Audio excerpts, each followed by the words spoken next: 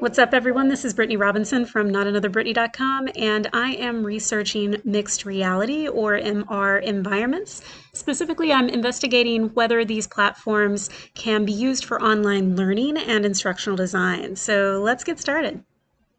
Before entering any mixed reality or virtual reality world, it's always fun to have your own customized avatar, which is basically how you represent yourself in an online environment. So here I have gone to the website readyplayer.me and I've created my own version of my avatar. You can do this either through uploading a photo if you want to create one that looks just like you, or you can create one from scratch and make it look however you want.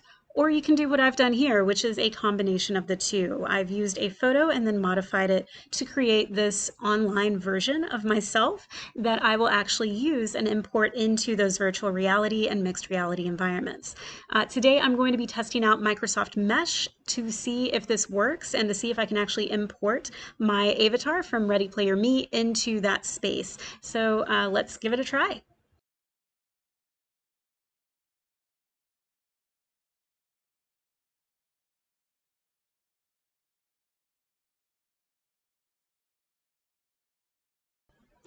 Okay, so that did not work as planned. Unfortunately, Microsoft Teams, at least the version that I have, does not seem to have access to Microsoft Mesh. I have to wait for my organization to authorize and approve the app and I guess install it or sync it to Microsoft Teams before I can use it.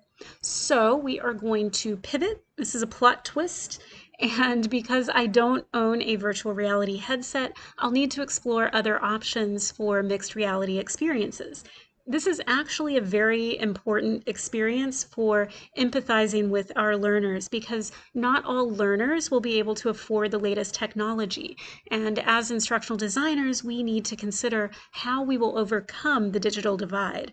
So in this instance, I'm using the latest version of Windows at the time of this recording. So I'll just go to see if Microsoft's mixed reality portal will work on this computer. The Mixed Reality Portal is a free Windows app that comes with all of the latest versions of Windows. You just need to go to your Start menu and search for Mixed Reality Portal, and it pops right up. So I'm just following their on-screen prompts and agreeing to their terms and conditions so that I can hopefully install the app on my computer. And it looks like this app does some pretty cool stuff. Okay, so my computer is good to go. It meets all of the software requirements, which isn't surprising because this is a brand new gaming laptop. But again, not all learners will have access to the latest technology. So you need to constantly consider your audience and their needs when you decide what technology you will use for your courses.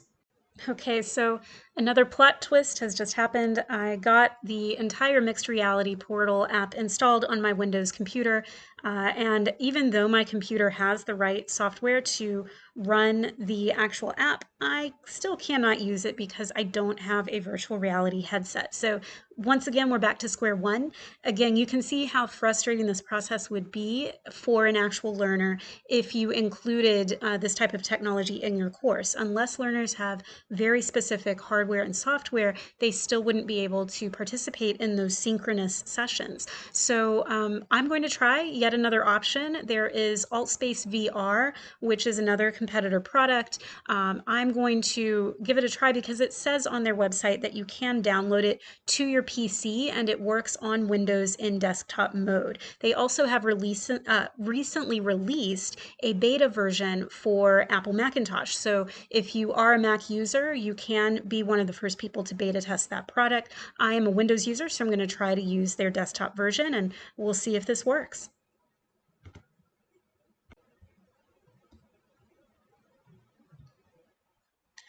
So I've hit the button to get the app from Microsoft. It's been a little bit slow so far.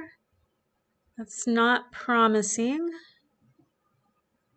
Okay, so the site finally loaded and whoops, first thing we get is a pop-up asking for my email address. No, I don't want to sign up for marketing emails. I just want to download the free app, so I'm going to press this button to download the free AltSpace VR app.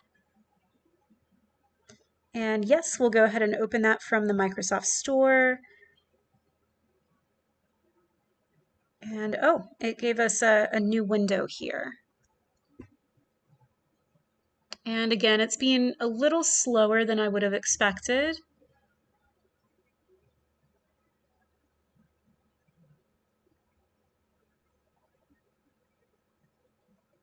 All right, and now we've got another window asking us again to download. Just press that button to download the free software, and it's starting the download now.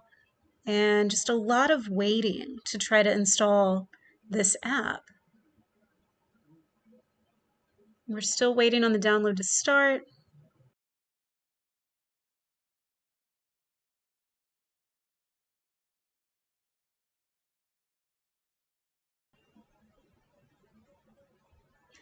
Okay, and after all that, it did time out multiple times. I tried to install this more than once, and it's just not working. We're getting unexpected errors from Microsoft. So unfortunately, we're going to have to move on to a fourth piece of software. So for this try, I'm going to actually use something that I've used before, which is a completely in-browser experience called Spatial. So you can access Spatial from spatial.io, not to be confused with Spatial Chat, which is a completely separate software. It is a little bit confusing that they both have the same name, but this one, it works directly within your browser. You don't have to download or install anything. You do not need a headset. Of course, if you want to immerse yourself in the virtual reality, you can certainly do so if you have a VR headset. But what I really love about Spatial is that it is much more accessible. It's much better at overcoming that digital divide because you can use it directly within your browser without that headset. So to get started, just go to spatial.io in your browser and you'll see what I see here on the screen. We'll start by pressing the login button in the top right and then choose how you want to log in. So you can use your email and enter a password. And then you'll just need to verify your email address. Then it asks for a display name, which is the name that appears in all of the spatial chats. And here's the fun part. You get to create your own 3D avatar. So you can do this through your camera. You can upload a photo, or you can use a Ready Player Me, like the one that I used at the start of this video. In this instance, I'm just going to upload a photo and see what happens here. Okay, so it's loaded an environment, and I guess that's supposed to be me. That doesn't really look like me, so I'm actually not crazy about that avatar. I'm actually going to go over to readyplayer.me and just pull in the same one that I created earlier. And oh, that's interesting. So it goes ahead and gives you custom clothing. So one of the things about spatial.io is that it is very much embedded within the metaverse, and it uses NFT clothing. So you can actually purchase clothing for your character that you own. Yeah, this is an example of some of the clothing that comes with spatial.io. I'm not crazy about it. I would much rather just pull in my own clothing from my Ready Player Me character. So we'll definitely be changing this up a little bit, making this look a little bit more presentable here. Again, not crazy about some of the colors and the hairstyle. So now that we've customized my avatar, I am ready to get started and ready to explore this metaverse. The metaverse and mixed reality technologies are still pretty new, and as you've just witnessed, Spatial does a decent job of overcoming the digital divide and making those technologies more accessible to learners. It doesn't require a headset, it runs in browser, it's free to use, and it's even got built-in integrations with other platforms like Ready Player Me or technologies like QR codes. And you can use it in browser without even having to sign up for an account. If you do sign up for an account, you can create your own immersive environments, scavenger hunts, haunted houses. You can even import 3D elements to build your own worlds. But there are a few downsides to using Spatial. You do have to pay to access certain features like token gating, for access to your spaces. But even then, it's only $25 per month, which is much cheaper than buying a virtual reality headset. But my biggest complaint about Spatial is that the free plan only includes public access spaces, so you have no control over who enters your meeting space. If your learners accidentally join the wrong space, you also have no control over what they'll see or who they will meet in that space. And I actually have a very bad story about what happened to me the first time I used Spatial. I opened a Spatial room that was actually by Vogue Singapore. It was trending on the first page, and it actually spawned my character right on top of another character. And this was a stranger, a person that I didn't know. She had her headset on, she had her volume turned up, and the very first thing that I heard was literally just spouting off really horrible words.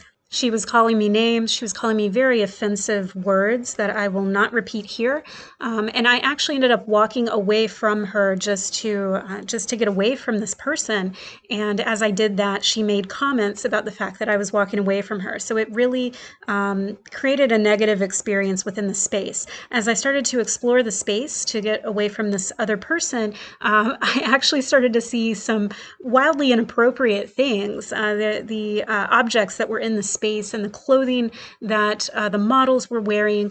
It was stuff that I personally would not feel comfortable having in a classroom environment. So there is a bit of a warning when it comes to Spatial. Make sure that you are only using your custom spaces. If you need to pay that extra monthly fee in order to be able to use this appropriately for teaching, then do that, and make sure that the learners have access to your link and that you've given them some training on Spatial and what to do and what not to do. That being said, I would say that this is probably going to work best for adult learners. At the very least, they need to be in their late teens, but I personally would not feel comfortable using this to teach children just because you cannot control what they click on and what they will see or who they might encounter. I would hate for one of my students to experience online bullying like I did from this person that I encountered just by accident by clicking on the wrong space. I've worked for well-known international Fortune 500 companies that have used Spatial and AltSpace VR and similar competitors during the pandemic to help remote workers feel more connected. After some very negative experiences using virtual reality for corporate training, the company actually switched to mixed reality. Spatial is less expensive and more accessible than VR because no headset is required, and it also avoids some of the common pitfalls of VR for training, such as if the virtual reality experience isn't designed properly, it can actually be inaccessible to differently abled learners, or at worst case, it might even trigger seizures, nausea, vomiting, or migraines among learners who have specific neurological conditions. And that is something that we frequently encountered after using virtual reality for a training with hundreds and hundreds of employees. The use of spatial awareness and avatars can also be beneficial to neurodiverse learners. For instance, avatars can reduce distractions among learners who are on the autism spectrum. And there's some evidence to suggest that learners with ADD or ADHD can benefit from co-working or co-studying with their peers. So you can use Spatial to create study spaces or co-working spaces to recreate that effect in virtual environments for remote learners and remote workers. Recent studies also suggest that learners are more likely to complete online courses and get higher grades if they feel engaged and they have a sense of rapport with their instructor. So faculty could use Spatial to create more meaningful, immersive, engaging human experiences as alternatives to tools like Zoom. And I've actually worked at organizations that held weekly meetings or daily stand-ups and office hours through Spatial to help overcome Zoom fatigue in remote environments. Although Spatial is generally a little bit more accessible than virtual reality in that it doesn't require the headsets or certain motor skills, it can also be completed while sitting down, unlike some virtual reality experiences. But I'm still not convinced that a screen reader would be able to communicate this environment to people who are visually impaired. More research still needs to be done, and this is a very new technology, so I'm sure that they will continue to make it more accessible as time goes on. I do think that there are pros and cons to spatial. Of course, it's not the right technology for all learners or for all learning environments, but if you need a good alternative to Zoom for those remote or blended or hybrid environments, and you're primarily working with adults or people in their late teens, such as college age and older, then this could be a good tool to explore as you dive into the metaverse. Thanks for listening and have a great day.